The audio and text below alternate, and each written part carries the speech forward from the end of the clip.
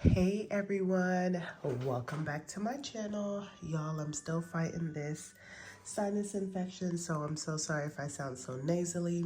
Today we're going to be budgeting out my second paycheck for the month of May, so we're gonna jump right on into it.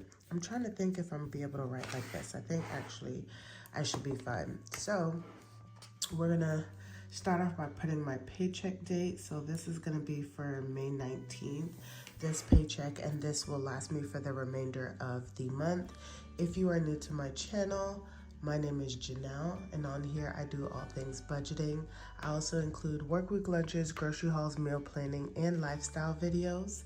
And the way that I do my budgeting is, although I get paid bi-weekly, the checks that I get paid bi-weekly with, they only get used for the month that I'm in. So for this month, I got paid for on the 5th and the 19th. So you guys will see that both of my paychecks will cover for all of the bills that are for this month. I do keep a small buffer right now of $200 in my checking account that will stay in there for any bills that are due in between any of my paychecks. So we're gonna start off with my main income, and I am budgeting $1,600.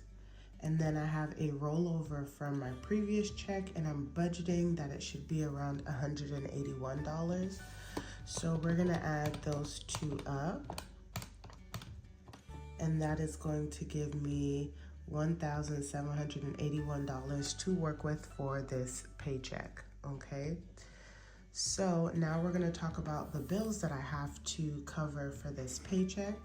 So the first one is gonna be my transfer. I do have a household account that me and my husband share, and we both put money in there to cover our household bills. So you won't see anything such as utilities, internet, rent or a mortgage. For us, it's a mortgage because we have a home.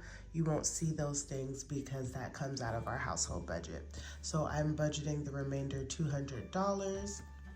Next is going to be my auto loan, and this is going to be my second payment. That's why I put auto 2. No, I do not have two auto payments. I just pay those payments bi-weekly.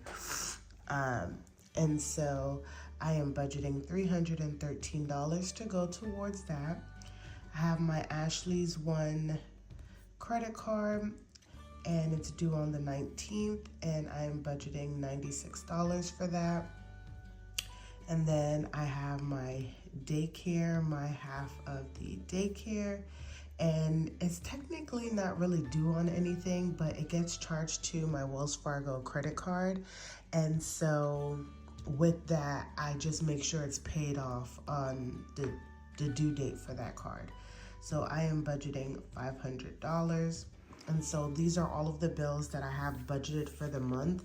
Now I do get these numbers because at the beginning of the month, I do a monthly budget, and I just keep those numbers the same, even if I know that things are gonna change.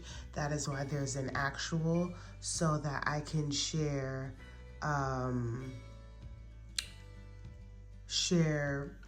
what's been going on in that time frame with you in the actuals. So now we're gonna add up all of this. So we have 200 plus 313 plus 96 plus 500, and that gives me a total of $1,109 that are going to go towards bills this month, or this paycheck. So we're gonna do 1,781 minus 1,109, and that leaves me with $672 to roll over to envelopes.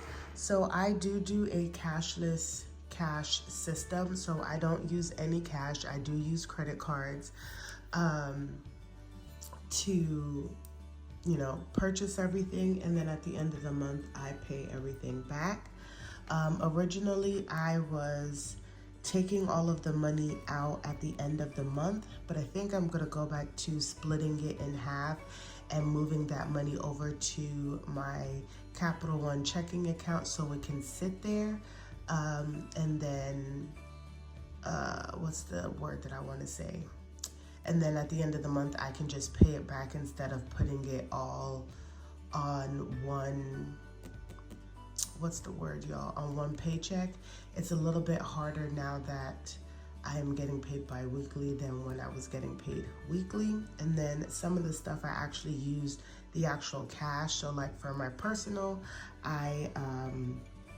whenever I go to the hairdresser, I just cash out the money. So I like to just make sure I have the cash for that. So for this paycheck, I am only going to be putting money towards groceries and gas because household, personal, and spending were all already fully funded previous paycheck. So I'm budgeting $150 for groceries and $110 for gas, and this comes out to $260. So we're gonna do 672 minus 260, and that leaves me with $412 to go over to my sinking funds. And y'all, my sinking funds are also cashless as well too. And for these are going to be my personal sinking funds. I have car insurance, which is on my top list to get fully funded. So by July, when the next premium is due, I have all of the money. We have car maintenance. My car is fairly new, so I'm just slowly saving up for all of the other things that come along with owning a car, like my registration that is due in August.